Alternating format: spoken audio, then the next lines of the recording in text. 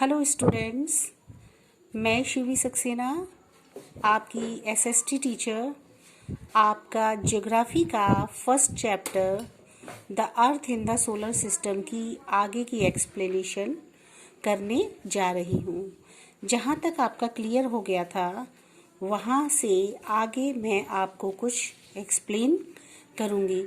हमारा लास्ट जो हमने लिया था वो था आपका इसमें एक्सप्लेनेशन के लिए वो हमारा चल रहा था द अर्थ। ठीक है, अर्थ को यूनिक क्यों बोलते हैं, क्यों है ये यूनिक प्लेनेट, अर्थ पर कौन कौन सी ऐसी फेवरेबल कंडीशंस हैं जिनसे कि हम फैसिलिटीज़ मिलती हैं और हम अर्थ पर रहना पसंद करते हैं। इस तरह से बहुत सारी चीज़ें हमने देखी थी। सूटेबल सीजन्स कैसे बनता है जिसकी वजह से कि हम अपने एटमॉस्फेयर में इसमें रह सकते हैं। ठीक है, ये चीज़ें हमने इसमें देखी थी। और अवेलेबिलिटी जो वाटर की है उससे हमारा रहना पॉसिबल होता है, ये भी हमने देखा था। स्टार्स और प्लैनेट में क्या अंतर है ये भी हमने देखा था इसमें, है ना। बहुत सारी चीज़ें देखी थी। इज़ द अर्थ फ्लैट, क्या अर्थ फ्लैट है या राउंड है, ये भी हम देख चुके थे। तो ये सारी चीज़ें हम पढ़ चुके थे, है ना। अब बात करते हैं हम लोग मून की। मून क्या है बेटा? मून भी वो सेलेशियल बॉडी होता है बेटा जो that revolves around planets are called their natural satellite. वो सेलेशियल बॉडी जो कि हमारे प्लैनेट्स के इर्द गिर्द घूमता है वो सारा हमारा नेचुरल सैटेलाइट के अंतर्गत आता है। और इसके साथ साथ हम they are also called the moons of the planets. इसको हम ये भी सारे जो हैं हम प्लैनेट्स के मून कहलाते हैं, है ना, जिसमें मरकरी वीनस भी एक्सेप्ट किया जाता है। और इसके साथ साथ ऑल द अदर प्लैनेट्स वो सारे ही मून कहलाते हैं। और जो मून होता है जब हम इसे स्काई अपने अर्थ से आकाश में देखते हैं तो ये हमें एक सैटेलाइट की तरह से दिखता है। It shines because it reflects the light of the sun. ये चमकता है क्योंकि इसमें सूर्य की रोशनी पड़ती है। और ये लगभग 384.400 किलोमीटर दूर है अर्थ से, है ना।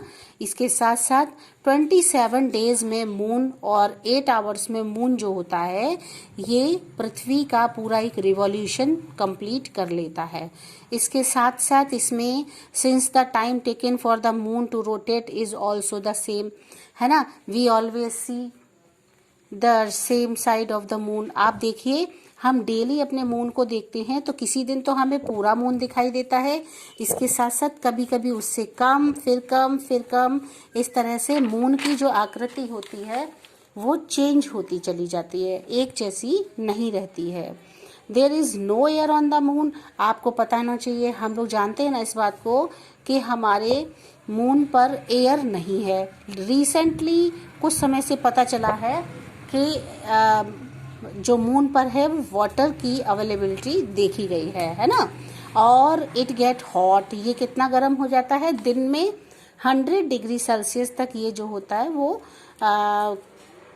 हॉट हो जाता है। और नाइट में 150 डिग्री सेल्सियस तक कोल्ड रहता है। It has an even rough and Rocky surface with the huge craters. ठीक है, और इसका जो सरफेस है मून का वो कैसा है? रॉकी है और चट्टानों जैसा है, और इसमें बीच बीच में दरारें जैसी पड़ी हुई हैं। ऐसा हमारे मून का सरफेस है। इसके साथ साथ मून का जो शेप है, उसकी पोजीशन है, moon as seen from the earth, जब हम इसको देखते हैं तो हमें ये वेरीज ईच डे, अलग अलग तरीके का दिखाई देता है।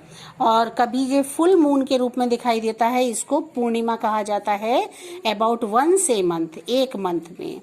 द फुल मून वेन्स और gets smaller till a fortnight from the full moon night. इसको हम क्या कहते हैं? जब पूरी तरह से चंद्रमा दिखाई देता है तो इसको कहते हैं फुल मून नाइट, पूर्णिमा बोला जाता है इसको। It can not be seen from the अर्थ। इसके अलावा जो कभी एक बार मंथ में एक बार ऐसा भी होता है कि सूर्य जो वो सॉरी चंद्रमा जो होता है वो बिल्कुल भी नहीं दिखाई देता, उसको अमावस्या बोला जाता है या फिर न्यू मून नाइट बोलते हैं इसको। इस तरह से मून की कंडीशंस शुरू से हम लोग स्टूडेंट्स देख रहे हैं कि हमें अलग अलग बातें दिखाई देती हैं। 29 जुलाई 1969 में नील आर्मस्ट्रॉन्ग थे, वो फर्स्ट वुमेन हुआ करते थे। उन्होंने चंद्रमा की लैंड पर अपना पैर रखा, कदम रखा। ही एंड हिज को एस्ट्रोनॉट, वो और उनके साथ में जो एस्ट्रोनॉट्स गए थे जैसे एडविन एल्ड्रिन थे और माइकल कॉलिंस थे, broke back A wealth of information. उन्होंने बहुत सारी ऐसी जानकारियां हमको दी जो कि मून के बारे में बहुत नायाब थी। उन्होंने हम लोगों को इंफॉर्मेशन जानकारियां दी। इसके अलावा सेकंड पॉइंट इसमें है स्टूडेंट्स, वो है एस्ट्रोनॉइड्स। एस्ट्रोनॉइड्स में आप देखोगे क्या होता है, ये celestial bodies that revolves around the sun. ये वो सेलेशियल बॉडीज होती हैं जो कि सन के आसपास घूमते रहते हैं, अराउंड और इस तरह से the orbit of Mars and Jupiter are called asteroids. और जो जुपिटर और मार्स होते हैं ये भी हमारे एस्ट्रॉइड्स ही कहलाते हैं, है ना। साइंटिस्ट स्टूडेंट्स ऐसा बिलीव करते हैं कि कुछ प्लैनेट्स के पार्ट्स ऐसे हैं जो कि मिलियंस ईयर से एक्सप्लोडेड हो गए थे और वो they could also be matter that was left over after the planets were formed. और धीरे धीरे वो हमारे प्लैनेट्स के आसपास दिखाई देने लगे और वो जो टुकड़े हैं, पीसेज हैं, वो ही कहलाते हैं क्या, प्लैनेटॉइड्स, जिसको उपग्रह बोलते हैं, है ना। ये तो भाई रही बात स्टूडेंट्स एस्ट्रॉइड्स की। अब बात करते हैं मेट्रॉइड्स की। Meteoroids are pieces of rocks moving at tremendous speeds around the sun. ये वो होते हैं जो रॉक के पीसेस होते हैं, टुकड़े होते हैं और ये सन के चारों ओर घूमते रहते हैं। When these rock masses come near the earth, जब ये रॉक मासेस होते हैं ये अर्थ के नजदीक आते हैं तो they are pulled in by the earth's gravity. जो ग्रेविटी होती है अर्थ की, उसकी ग्रेविटी के कारण ये अर्थ की तरफ खींचने लगते हैं। और मेट्रॉइड्स कभी कभी क्या होता है, अर्थ के एटमॉस्फेयर से वो अंदर आ जाता है हमारे अर्थ में, ठीक है। दे बिगेन टू ग्लो, और इसके बाद फिर वो ग्लो करने लगता है और उसमें से हीटिंग ड्यू टू फ्रिक्शंस, उसकी वजह से उसमें हीटनेस आ जाती है। The streaks of light the burning meteoroids produce as they fall on the earth are called meteoroids। और इन्हीं को हम कहते हैं meteoroids या फिर शूटिंग स्टार्स कहा जाता है इनको। फिर इसके बाद वो बर्न्ट हो जाते हैं पार्टली ये बर्न्ट हो जाते हैं। Fragments of rock material sometimes fall on the surface of the earth. कभी कभी ये पृथ्वी के सरफेस पर आकर के गिर जाते हैं, आ जाते हैं वहाँ, और बहुत ज़्यादा इससे क्या होता है, क्रेटर्स का रूप ले लेते हैं ये। These rock fragments are called meteoroids. इनको ही कहा जाता है मेट्रॉइड्स, मतलब उल्का पिंड बोलते हैं।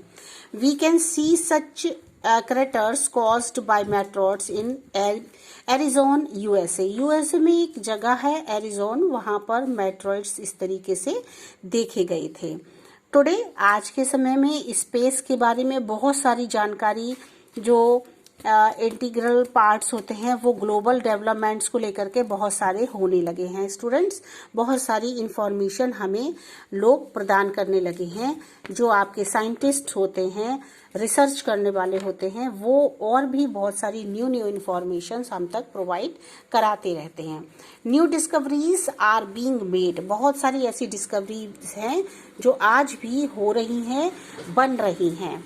और जो nature of space and formation of universe every day, हमारे ब्रह्मांड में क्या हो रहा है, हर रोज कोई ना कोई नई जानकारी लेके साइंटिस्ट और रिसर्चर जो होते हैं ये सब हमें नॉलेज प्रदान करते हैं। एक one of the best known international, सबसे ज्यादा जिसको कि जानते हैं हम लोग कौन सा रिसर्च सेंटर है, वो है नासा, जो यूएसए में है स्टूडेंट्स, है ना। इसकी जो वेबसाइट है NASAWWW गवर्नमेंट करके, इसमें अगर हम सर्च करते हैं तो बेटा हमें नासा से बहुत सारी इंफॉर्मेशन हमारे यूनिवर्स की, हमारे और प्लैनेट्स के बारे में बहुत सारी इंफॉर्मेशन मिल जाती है। और जब आप कभी भी जो है to go find out more about in India, space research is conducted by Indian Space Research Organization। और अपने इंडिया के अंदर इसरो एक ऐसा ऑर्गेनाइजेशन है जो कि हमें साइंस से रिलेटेड या उसके प्लैनेट से रिलेटेड, अर्थ से रिलेटेड, सन से रिलेटेड, मून से रिलेटेड, मेट्रॉइड्स, आपका एस्ट्रॉइड्स, ये सारी जानकारियां जो होती हैं हमारी, ये सर्च करके और वो नई नई इंफॉर्मेशंस निकालते हैं और वो हम तक इन चीज़ों को पहुंचाते हैं। तो इस तरह से ये बेटा आपका ये चैप्टर बहुत ही अच्छा, इंटरेस्टिंग, और ये यहाँ पर आकर के फिनिश हो जाता है। इसमें हमने स्टूडेंट्स फिर से एक बार रिमाइंड करते हैं कि हमने इसमें क्या क्या अभी तक देखा था। तो एक बार इसको बैक जाकर के हम इस को देखते हैं, इस चैप्टर में क्या था, है ना। अर्थ इन द सोलर सिस्टम, ये हमारा चैप्टर था। इसमें हमने देखा कि जब हम अपनी आंखों से आसमान को क्लियर देखते हैं तो हमें ढेर सारा उसमें स्टार्स दिखाई देते हैं चमकते हुए, और बहुत ही सुंदर दृश्य लगता है वो।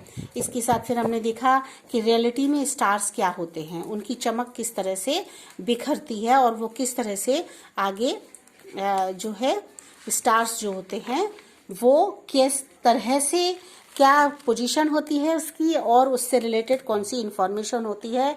और जब वो एक साथ इकट्ठे हो जाते हैं तो वो गैलेक्सी का रूप ले लेते हैं और वो हमारे यूनिवर्स में चारों ओर फैले होते हैं। इसके साथ साथ मिल्की वे क्या होता है, आकाशगंगा क्या होता है, जो गैलेक्सी होती हैं ये मिल करके, बहुत सारी गैलेक्सीज मिल करके जो हमारा एक बहुत सुंदर सा जो आसमान बन जाता है, उस पूरे को आकाशगंगा कहा जाता है स्टूडेंट्स। ठीक है, फिर हम आ गए थे कॉन्स्टलेशन पर। कॉन्स्टलेशन वो होता है एक group of stars that resembles A shape, वो ग्रुप स्टार्स का जिसमें कि एक शेप बन जाए, वो कहा जाता है कॉन्स्टलेशंस। ये हमने देखा था।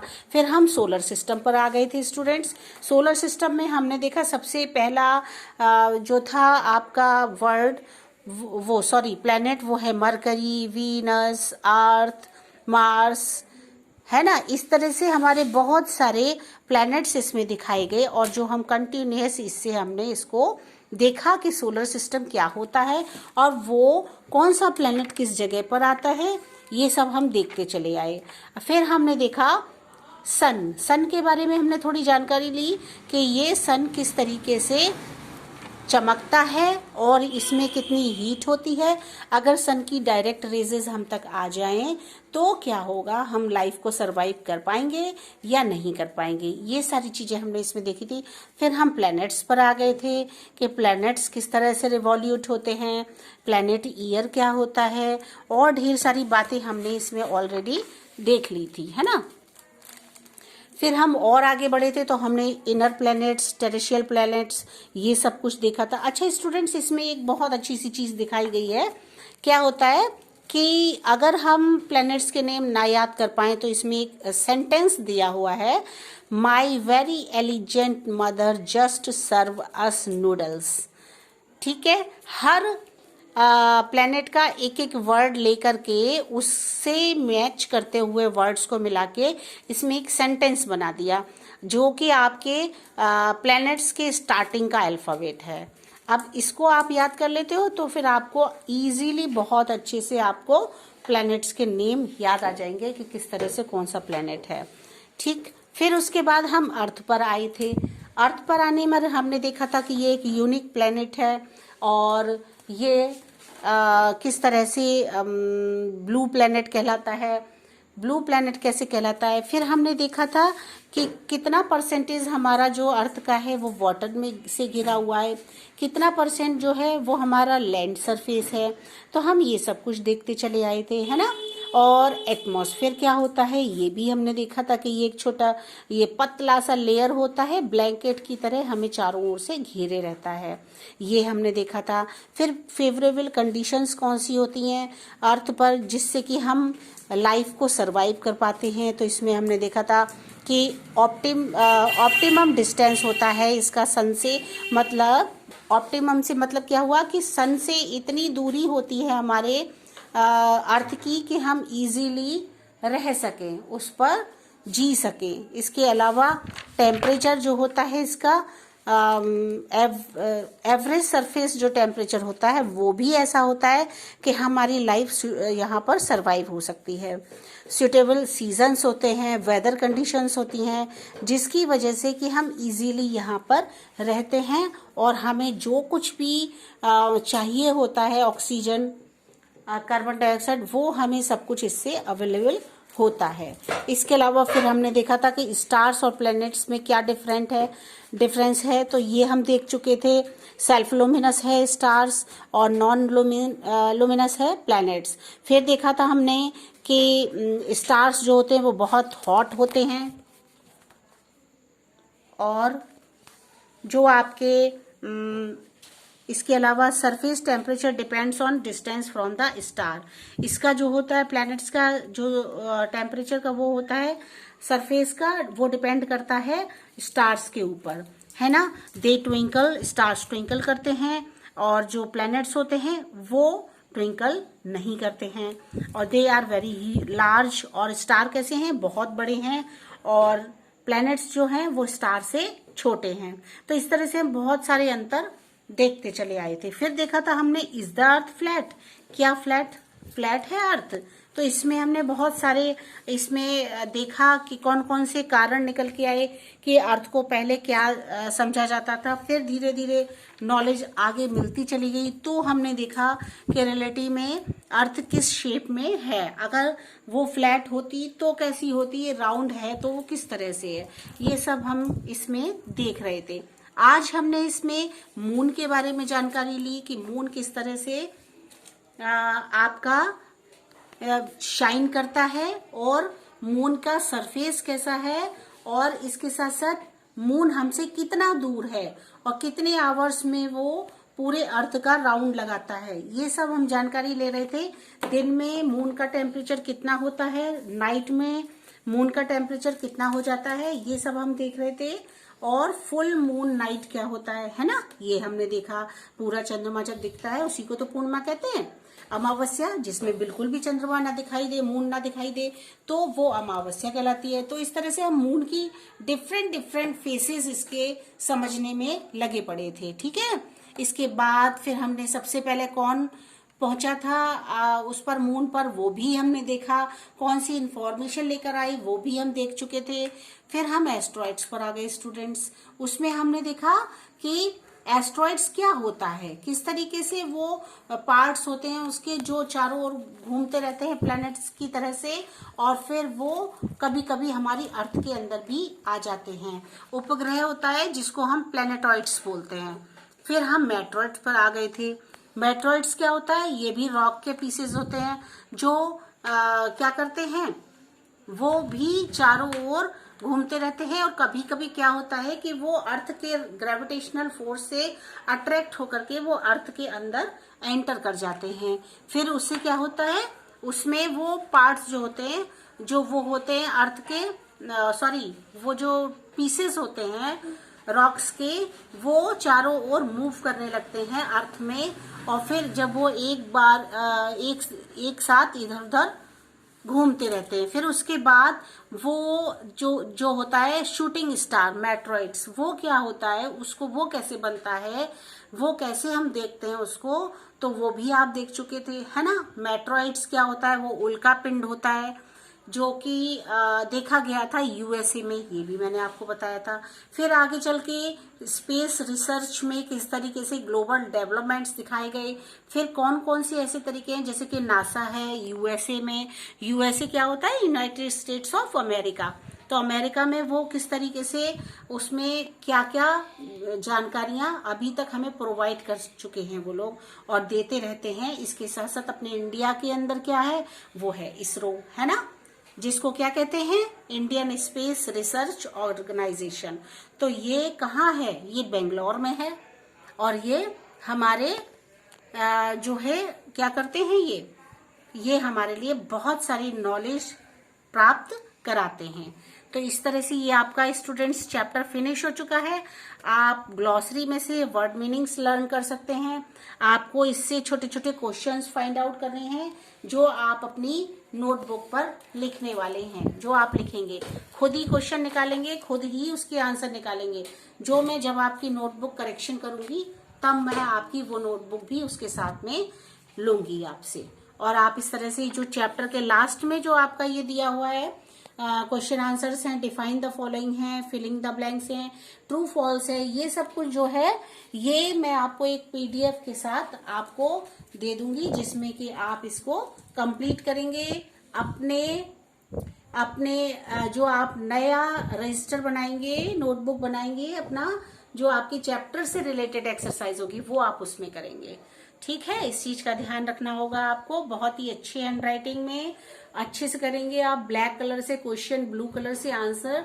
डिवाइडेशन के लिए आप एक लाइन ड्रॉ करोगे बीच में, दो क्वेश्चन के बीच में, और आपका इस तरह से वर्क फिनिश हो जाएगा। और स्टूडेंट्स आप लोग मुझे अपनी अटेंडेंस जरूर दे दीजिएगा और इसके साथ साथ बहुत ही अच्छे से स्टडी करिएगा, अपनी पढ़ाई कीजिएगा, इसके साथ साथ अपनी एक्सरसाइजेस कीजिएगा जो आप अपने सुबह उठ करके करते होगे वो आप एक्सरसाइज कीजिए। अपने को हेल्दी रखिए, अपना ध्यान रखिए, अच्छे से आपको डाइट लेनी है, अपना ध्यान रखना है ना, अपने घर वालों का ध्यान रखना है, अपने पेरेंट्स का, सबका, और आपको अपनी पढ़ाई करते रहनी है इस तरीके से। Okay students, bye bye.